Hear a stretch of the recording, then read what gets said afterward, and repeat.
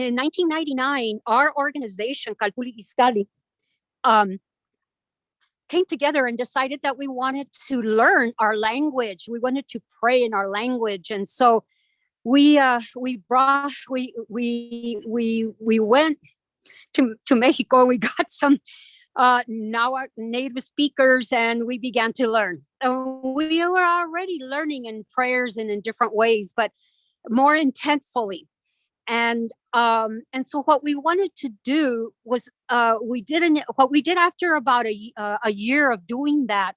We brought some teachers, and then we also gathered our own into some emergence, language emergence, and then we published a little booklet, and it's called Mochi Iskali, which is el librito, the small book of Iskali, and it's in English, Spanish, and Nahuatl. It's in 3 different languages, and this was since 1999 when we first published it. And what we'd like to do is read you the introduction. It's just a small, a little paragraph from it, but I think that is going to give, rather than trying to speak it, and it will explain where we're at in terms of language with us, and hopefully will give you, also help you in your work that you will be doing this next few days, and provide you with some input and a framework to do that work. So now Eric is going to read that. Is the camera on? Yeah. Okay. Oh, it is. Yes. All right. Okay, so yes. Can everyone hear me? Does it seem like it? Yes. Okay, wonderful. That's okay. Okay, so speaking with the permiso of our ancestors and the guardians of the 4 directions, we humbly bring you this booklet on the Nahuatl language. Some of us began to learn and speak these words because we want to pray in our own language. For others, it was to learn about the past and our ancestors, about the energies that govern day and night and all present life, why the children were named a precious stone or flower, or the difference between the water that is still in the sky and the water that touches the ground. We began to recover our traditional language based on the ceremonial cycle of our ancestors, Sun and Mother Earth. In 1999, Calpuli Iskali brought the Maestra Irene Dominguez, a traditional Nahuatl, to teach us Nahuatl as part of our project known as Tequios for Community Healing. Patricio Zamora Paz of Calpuli Ectal continued as our guide as we met in the following year. Tequio, or tequio, is a Nahuatl word for community work for communal good. We have defined this as all of our doing our work on healing and sharing what we learn with each other. We felt that recovering our traditional language would help us heal and be better human beings as we begin to understand language and its connection to the land. We are an earth-based people and culture that is rooted to the land.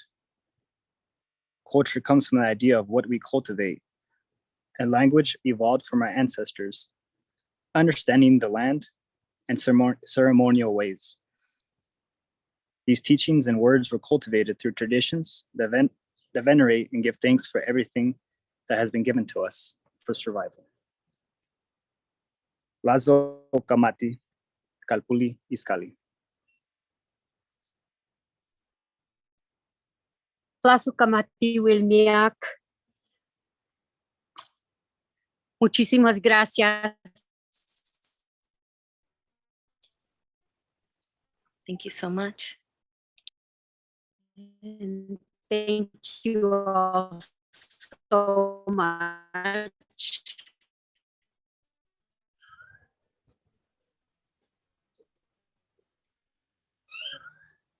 Thank you. Belles, bastante gracias. Heidi María López. Ella. Thank you so much. Gracias. Heidi, thank you so much. There's so much gratitude. Please, please unite with me in giving thank you for the profound honor of having these leaders, these elders, these grandparents to give us this deep welcome in the chat, or how y'all are doing, putting up a reaction so that they can see your gratitude for sharing this, for being with us, this radical welcome, this revolutionary welcome. We thank you. And we know that thanks is not enough, and we still give it to you. And thank you so much for embodying and manifesting all of the principles of language justice. This whole day is dedicated not just to speak about language justice, but rather embody it. So thank you so much for bringing this communication with Mother Earth, the ritual that we know that it's a form of communicating and uniting us, for nature, for the drum, for this technology, this ancestral technology that we have amongst ourselves, that we know deeply that our spirits, our bodies, and a lot of the times when we don't have consciousness of this, because the body remembers in some way that the mind doesn't have access to it. That's not something they can take from us. That's not something they can rob us from. So thank you so much, profoundly. When you have a moment, hopefully you can read the chat. There's so much love there, so much gratitude, and we're going to continue giving one another this radical welcome, this revolutionary welcome, and embodying the language justice today. All of those principles. So giving thanks and welcoming Ingrid and Aime that are here with us right now from Guatemala. And that also when they heard that there was going to be a ceremony from the elders and leaders of the Tiwa land, he said, yeah, we have to come too. It was a global communication that we have amongst indigenous people, wherever y'all are at. So I will give it to Ingrid so that you can explain to us the ceremony that you will be offering us from there. Gracias por el espacio, por la invitación, mucho amor. Thank you very much for the space and the invitation. A lot of sweetness and energy from our ancestral Garifuna lands at this territory that is all constantly in resistance. And it's not just the resistance, it's our column survival and of life. It's our ceremonies. Those are the backbone of the Garifuna community. We cannot leave, we cannot pass this opportunity without also sharing our art, of our ceremonies, of our Garifuna ceremonies, because it's it's a transcendental thing as a people, as an indigenous peoples that we also are. I'm not going to deepen in this because I have more participation, but I wanted to give you the welcome, and we want you all to come with accompany us with your heart and with your spirits to also live with us this small video and this ceremony that we did yesterday with the drummings and with the rattles and with the shells, with the voice of our singers that heal the soul, that heal the spirit. And from here we send you all with all the love in the world. And that's the introduction that I wanted to do. And so like right now, if we can transmit and broadcast the small video. Thank you.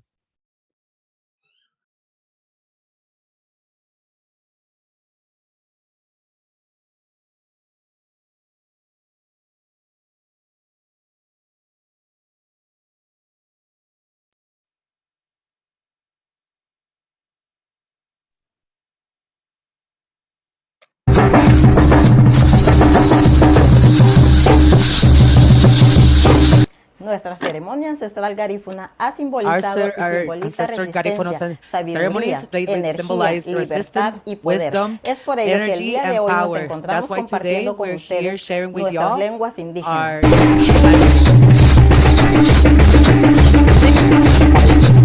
Busuti na hun sungube, ome bubunda ni lawa wahala ugunye afaren hahuma. Risiti Garifuna.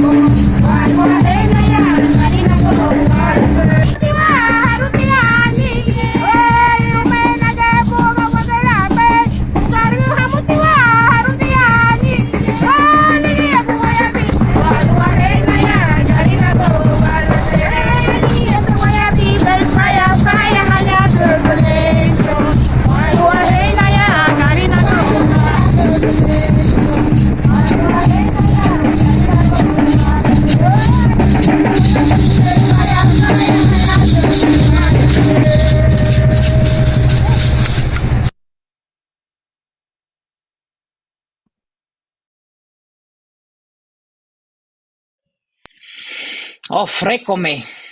Offer again. Good God, please give the gratefulness and whatever you meant by your voice. You can put a noise, you can send an emoji in the chat to just give thanks, deep thanks for that welcoming those ceremony with the singer all together, singing all together. You can put it in the chat through the reactions. Gracias. Salamat kaayo, Ingrid and Aime. Gracias, obrigado, Plazo Makati. Thank you.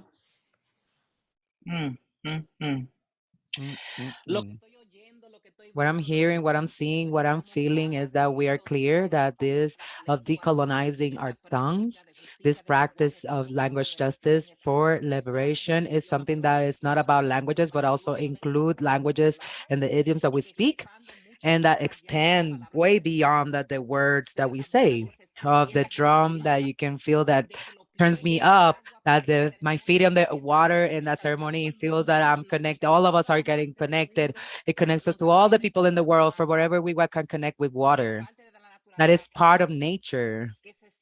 That you can feel it when you connect to our practices, not just to have practices to say that we did them, but to say that we're in practice for and journey to liberation and our way to liberation. That's what's connecting us and why I can feel in this space. And that's why we are deeply, deeply grateful that how you have welcomed us into the space and how we're going to continue in practice of this. So with all of this, we invite you to into a juicy conversation filled with all the things that they brought and way beyond of what you're bringing right now that we're feeling in the space as well.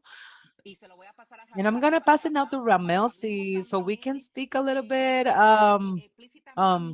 explicitly and directly about the ways in MEV we are here practicing language justice to reach this place where we can have this type of multilingual space in this moment. So I'll pass it back to Ramelcy. Thank you, Heidi. And part of me is like, oh, what can I say after that?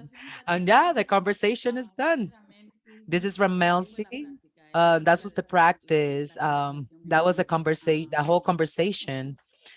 And so before I begin and about how we practice language justice in MAV, I want to give if you to say if you have been part of this transformation of this growth or into this practice, language justice practice in MEV, in Move to End Violence, you don't have to, it doesn't have to be your last year from the beginning of the way to now. Please put an emoji if you've been part of that journey, because I know that there's a lot of people in this space that are part of this history of wanting and being able to practice language justice. Even though I don't say all the names, I don't know all the roles, I know that they're here. So please give me an emoji, send me a reaction. Let's see the emojis. And thank you all for this practice, because we know it's a recipe that it has been created for a couple of years, not just about the recent team that's here today. And so I'm nervous. But I'm nervous only because those drums gave me the life that I needed. And I'm here with my mom, and we were thinking and talking about what's the connection between my work and language justice and healing justice. And so I want to begin. These practices have a lot to say, a lot to do with the healing. And those two things has everything to do with our experiences that are politicized. It has to do about race. It has to do about gender. It has to do about sexuality. It has to be about class. It has to be all about all the territories or being a survivor of genocide, being a survivor of people that has been kidnapped and brought into different territories and lands that are new, that are different from where we were at. And we have found a language, an idiom to resist, to rebel, to celebrate, for flow, for a style that you cannot compare and you cannot repeat. And so I also wanted to, before continuing, I wanted to invite Monique and Nicole Matthews into this conversation, which I'm going to continue, but just so you all know that you're going to be a part of sharing with us.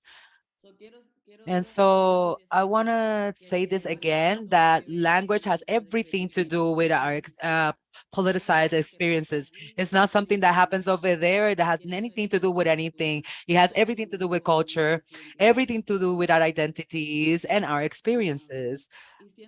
And being a Black person, our our MEV policy has taught me that this embodied practice for Black people in this part of the world, that we are descendant of enslaved communities, that we have always have practiced language justice. And a lot of the times we are in movements and in communities that believe that the only connection between Black people and language is um, colonized languages, colonial languages. And I want to say that here we practice that Black people speak and practice um, cultures and form and ways, indigenous ways. And if any of you right now, I'm speaking Spanish and you can hear me speaking English, I'm saying that those languages, those indigenous languages, are survival practice, that are Black, that are indigenous, that are African.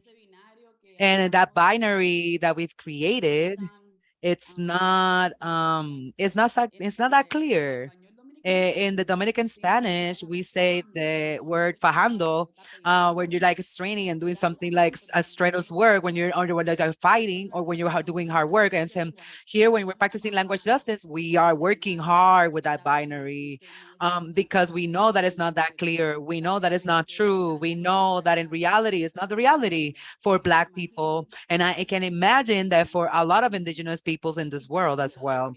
And I also want to say, okay, we're on Zoom, but please send me an emoji, put in the chat if you're here with me, if you're in disagreement, just please let me know.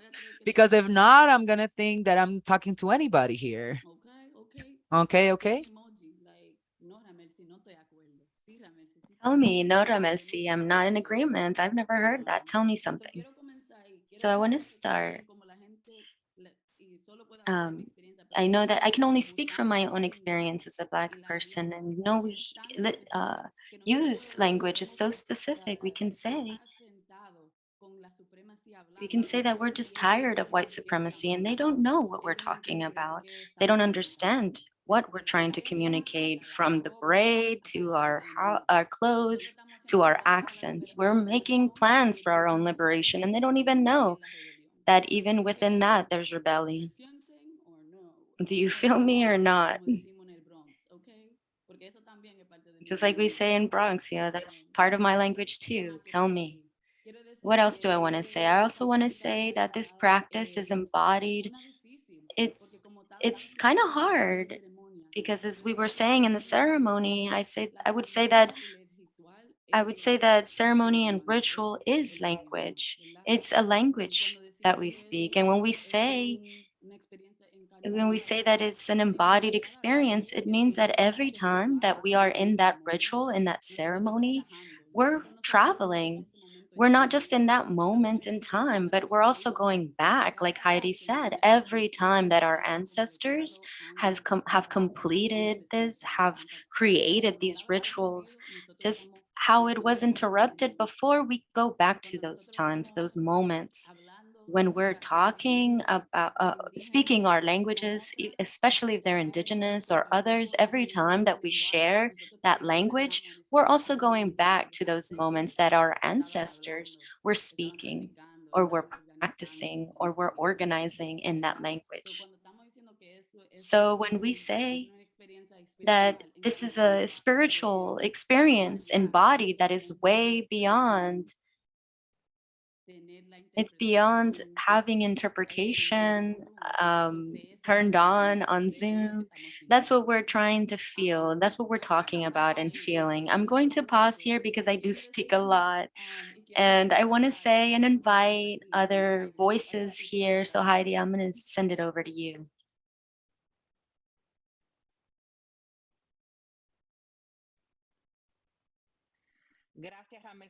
Thank you, Ramelcy, for asking and inviting folks here that have been part of this moment to please add your emoji or add something or share something. I also have a lot of gratitude. It feels like an honor to have all these folks that have pushed for this moment, because we understand that MAV has progressed this space that it was created in what folks have been able to share their experiences or have been in the experience. So I invite folks to present themselves, to introduce Nicole.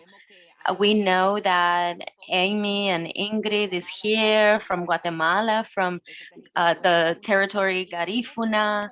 And we want to have a conversation with you all, because we also don't want to pretend like all this practice was easy, right? Sometimes we come to these moments, you turn on a computer, folks are like, by the seat, whatever. Like they think that this showed up from one day to another. But, we know that all of these things show up, but like how Ramelcy said, it came with beatings, with a lot of force, but also with a lot of happiness and joy, and sometimes dance and rum, and for spiritual reasons or not. But we want to honor the process, just like how we feel right now, how it feels to live and choose these rituals and these ceremonies in the context of still being under under colonization, and how do we decolonize, and how do we liberate ourselves, and how are we free while we liberate ourselves, right? It's a simultaneous thing that needs to happen. And so the first question to you all,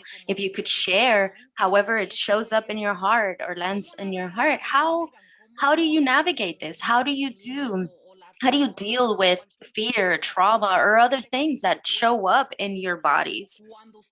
When you all practice these rituals, these languages, how do you feel when you speak these out loud and you practice these practices? What is the impact? What is the experience that you're having? And what are the things that you are doing to be able to face that the things that we know is presenting in front of us, or how do we choose to do these practices? So I'm looking at Ingrid first, that I know she was going to say something about the video. And I know that this is connected to your response. Please, I also invite Nicole and then Aime. Yes, definitely. I think so that you can hear me better, I'm going to take my video off just because connection is bad. So to begin with, in all things Garifuna, we are survivors of English genocide. Them trying to submit our ancestors and us rebelling. We were taken from our lands. We were kidnapped from San Vicente to the Americas. But the intentions were clear. The intentions of these genocides, of these English genocides, was to exterminate us. But regardless, we survived. And this is part of these juicy conversations, right? Not everything was bad, but we came to a territory that was not ours. We had to recreate it mentally. And even just thinking about it gives you goosebumps, because they took us from our lands and they took us to dominated lands by the English people. And in these times too, in Central America, the Spanish were here. They're still here. And so they also were they enslaved us, and they had dominion over our territories as part of the Catholic religion. Our ancestors came and they had to adapt themselves. So we are a people that we had to adapt and be resilient, right? Because the conditions were not at all easy. The situations has not been easy. Even till now, we are a rich territory. We've been here for hundreds of years, but regardless, with all the submission, with all the laws that were against us, discriminating and racist, that the Europeans, the English created in our territories, our ancestors still resisted. That's the valuable thing about all of this, because they understood, they valued that if they allowed to be submitted 100% by these genocides, by these dominators, these exploiting people, these people that enslaved us, if we think the Garifuna people lost their original names, their traditional names, because they baptized us, and we lost our names, our traditional names. We lost our last names, and they gave us Spanish last names. They gave us their religion, their system, their educational system, everything. And regardless, we value and celebrate ourselves. I am Garifuna 100%. My ancestors, I honor them every day, because they showed me resistance. They showed me how to resist the enemy, how to resist living with the enemy. It's not easy at all, because they came with a lot of wisdom, just like all of our ancestors in our different places. They also came with their traditions from Africa, the same with the Garifuna people. And that is how they were able to survive for millions of years. The church, sometimes we had to go to church because it was obligated. It dominated our governance. They governed our territories. And so we had to embrace this religion and forget what was ours. But regardless, our ancestors, very, very special. I would say very strategic. They said, well, to survive, we're going to have to accept this religion because we don't have any other choice. We can't go back to St. Vincent. But we don't have to ever forget that our prayer, our lives depends on our ceremonies, on our languages and our particular way of living, and we have to resist them. The ceremonies, we weren't able to practice them freely. The way that we did it on the beach that you saw, 100 years ago, we couldn't even do that because it was a Satanist thing. It was persecuted by the church. Our language, in the same way, we were tortured in schools because we couldn't speak. The system obligated us to speak one language, but our ancestors resisted. At home, there was always an order of being able to speak our languages. We were going to learn Spanish and English, but our languages was our defense. This is our defense. And we were able to win or have that resistance all those years, and it has not been easy. But today we value it. And in 2001, the organization of the UN nations, UNESCO, the cultural, declared that the language, the music, and dance of the territories of Garifuna won the patrimony of culture. And so we were able to benefit from that. This goes beyond that. I'm not talking about just this moment in the Garifuna, the dance, the music, the languages. We are spiritual people. We are wise. There's so much richness in the Garifuna culture. And this recognition, not every pueblo, every nation has it, but we do in Garifuna. And so thanks to that wisdom, that support that our ancestors have given us, that every day they're with us. I'm so happy. It gives me so much emotion that sometimes it's so hard to speak with Zoom because I wish that we were right next to each other, in front of each other, and like, yeah, like just like that. Come on, face it. Come on, get out of there. I just get so excited that I can't get all into it. But thank you so much because all you said was felt. For me, everything that you said, I'm watching it.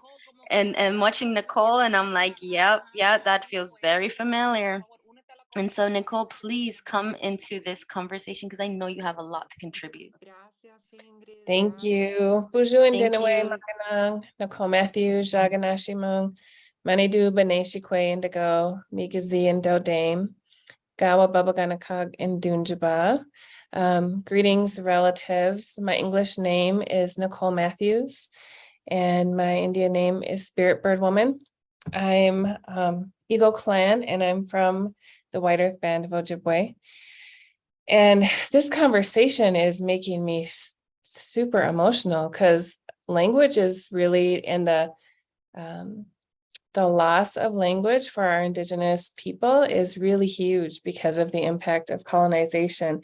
And Ingrid, all of the things that you spoke about, I felt deeply because I have, we've experienced all of those things in our tribal communities, and thinking about, my grandfather who was forcibly removed and sent to boarding school and was not allowed to speak his language or practice his traditions, or for his mother who was scared to teach her kids any of that because she was afraid of them being beaten, and the forced assimilation to church and to those practices that were not ours.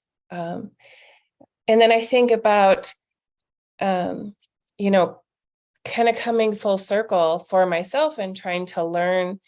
And I only know a little bit of our language, and, thanks to people like Christine, who's taught me how to even introduce myself in that way.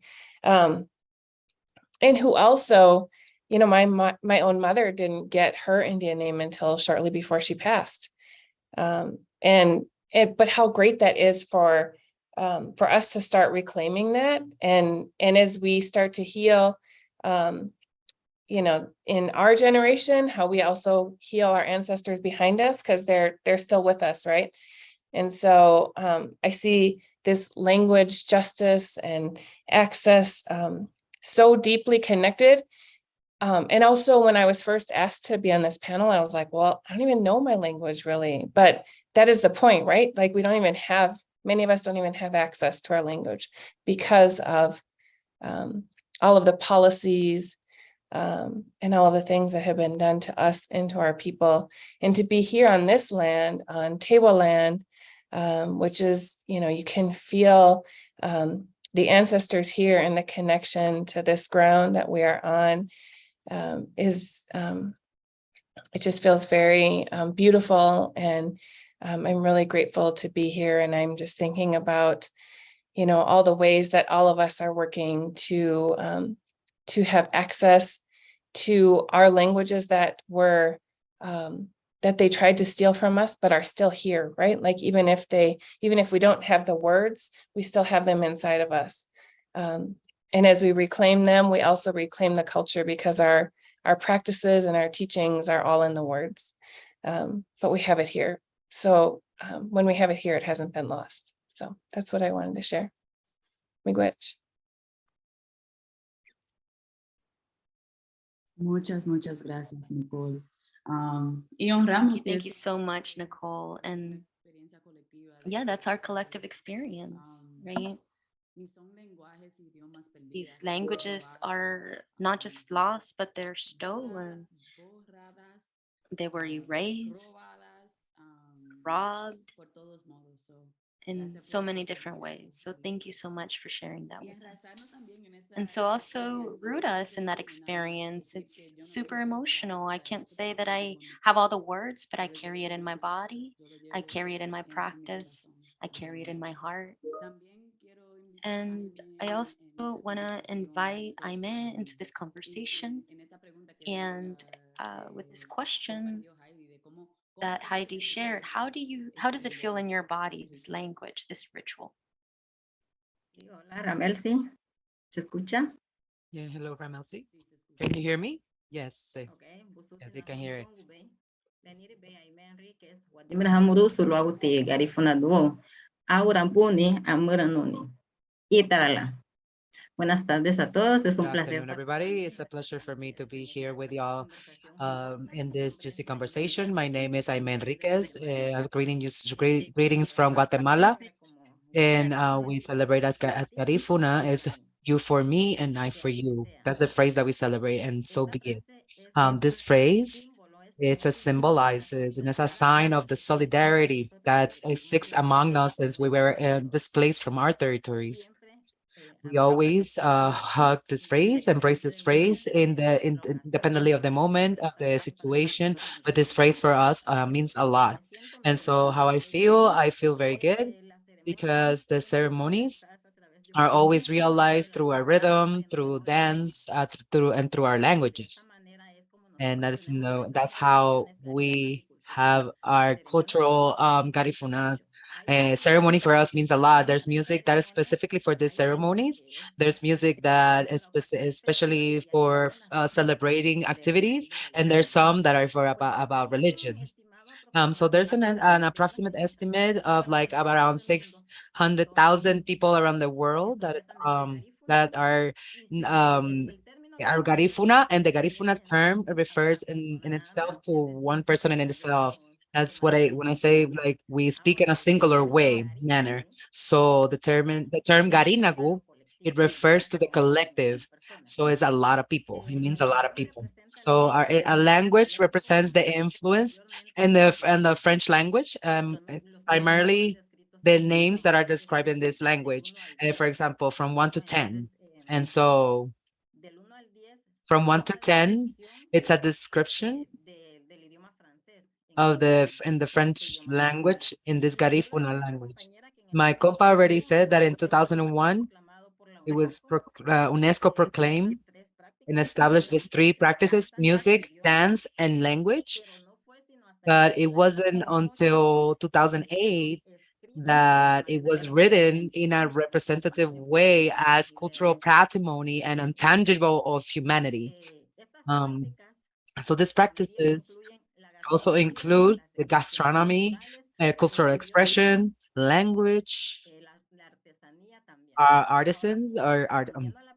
So now answering the question, the ceremonies are done through music, and that's why we have a special day, which is November 26th, of each year, where we celebrate the National Day of the Garifuna people, looking for that recognition, looking for that representation that characterizes us.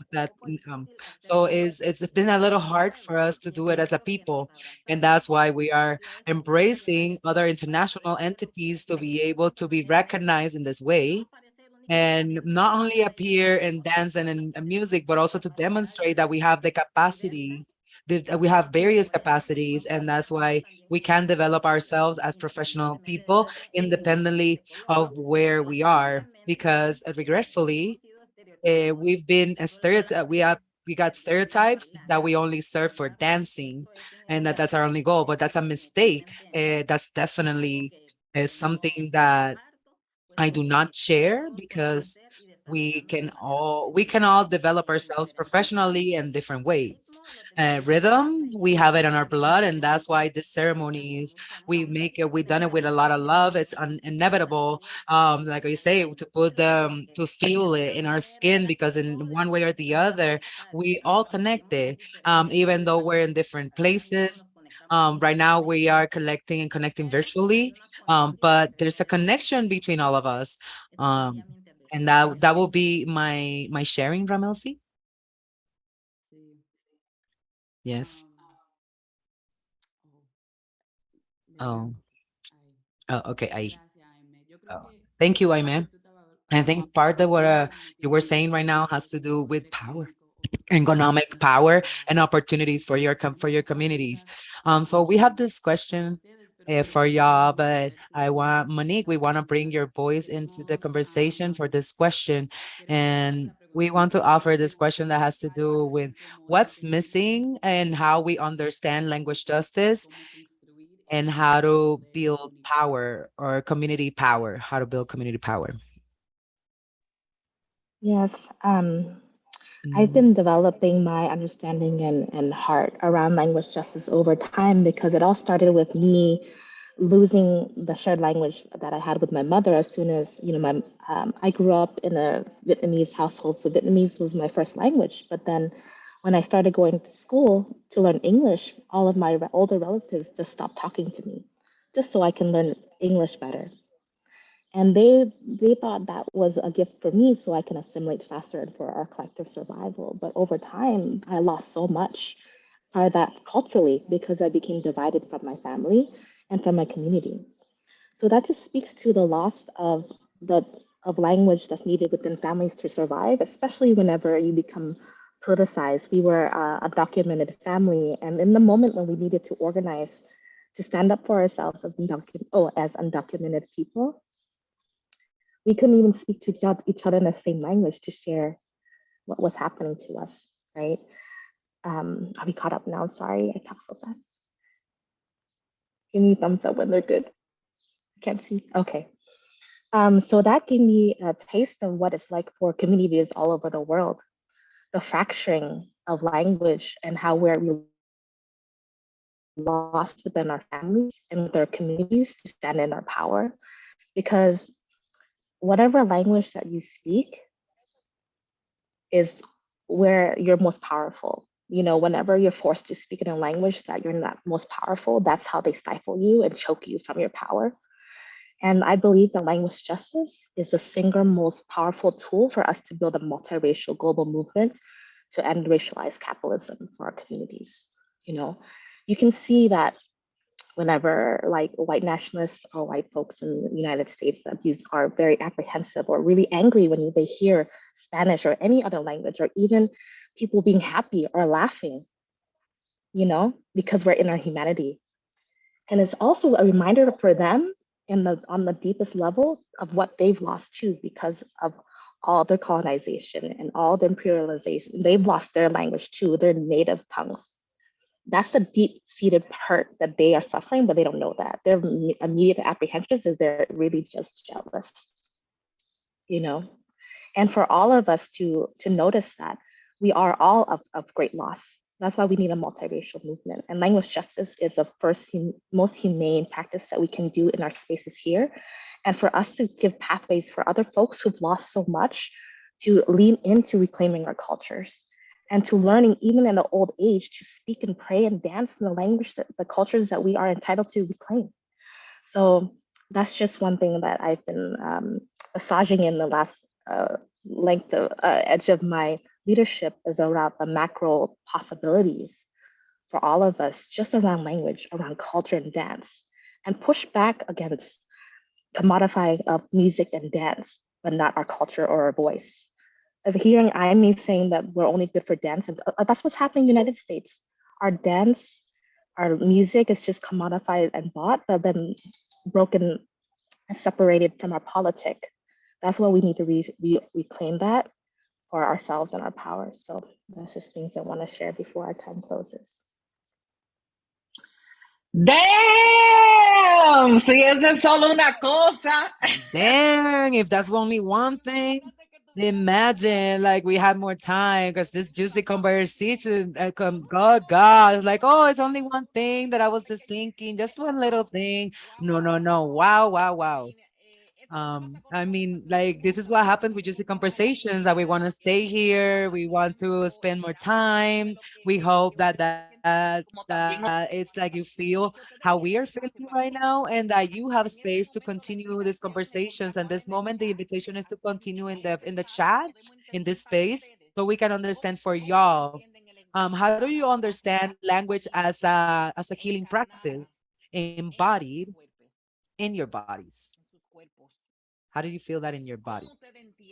How you understand? How do you live? How do you see in our movements and organization, in our family? Thank you for saying, oh, this is what's happening in our bodies, and this is what's happening in our family. Not only think about organizations, you know, how do you understand it? Please just join us in the chat to continue the conversation in that way. You're gonna have more time later in the whole week and in your lives, like you want to continue these conversations.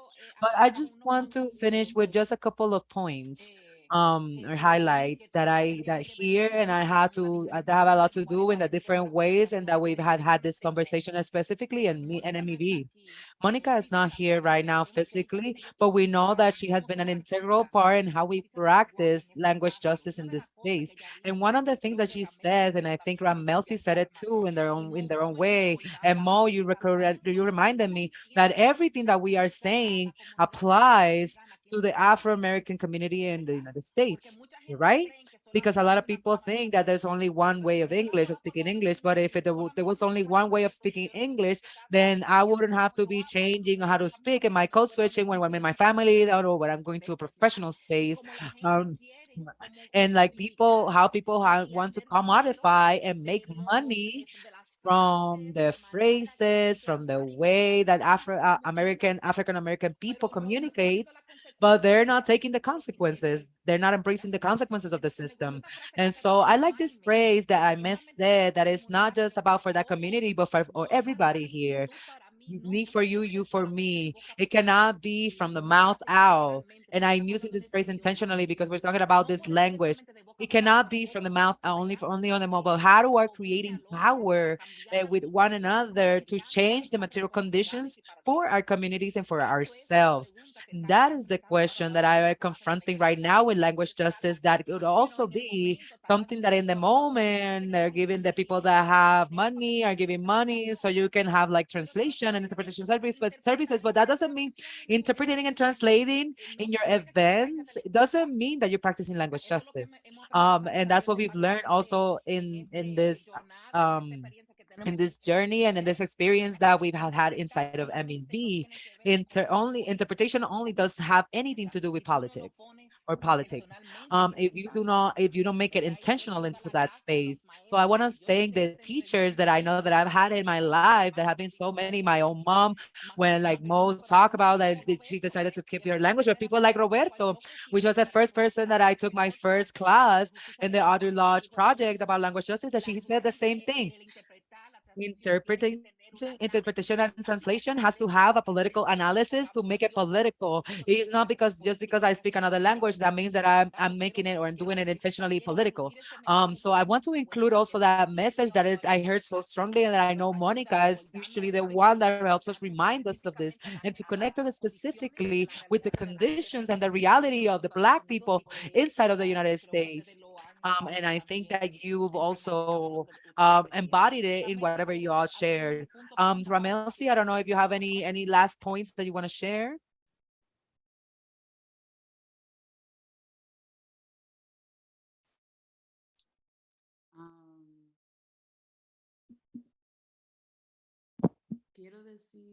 I want to say thank you to you all.